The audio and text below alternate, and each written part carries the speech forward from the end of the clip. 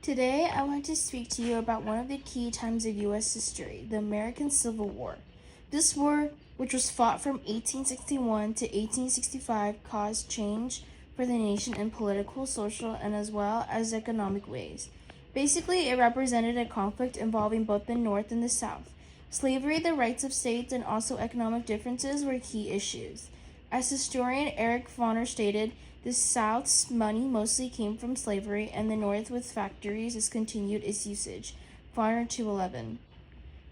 Abraham Lincoln's election occurred in 1860, and his stand against expansion of slavery prompted secession by some southern states. This action also readied the country for war. Each of the chief battles throughout the war played a key role in determining its outcome. A truly important fight happened at Gettysburg in July of 1863. This single Union victory, along with the win near Vicksburg, shifted momentum toward the favor of the North. James McPherson, a historian, claims that certain wins provided morale to the Union, refocusing the war effort on defeating the Confederacy. Battle Cry of Freedom, McPherson, 1988.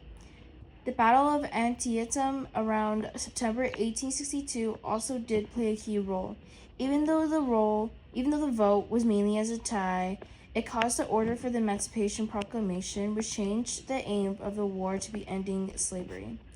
On early July 1, 1863, Lincoln's Emancipation Proclamation declared that enslaved people located in Confederate territory had to be freed. Though it may not have ended slavery promptly, it shifted the war's underlying cause.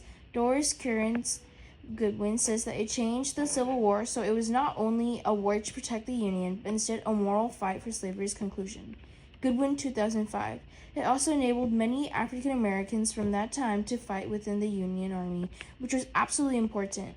About 200,000 African American soldiers had served by the time the war was ending. The war ended after almost 200,000 African American soldiers had served.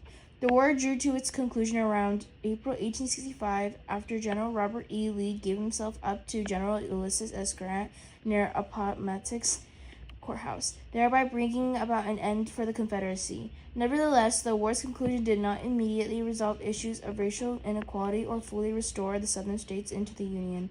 Bonner says the era after Reconstruction had many issues like Black Codes, and Jim Crow laws in the South, which curbed African Americans' rights. Foner 211. So, the Civil War marked a total change within American history. It put an end to slavery, it made the federal government stronger, and it got ready the hard-lasting battle for civil rights. McPherson says that the war did keep up the Union, plus set up the base toward freedom and toward equality.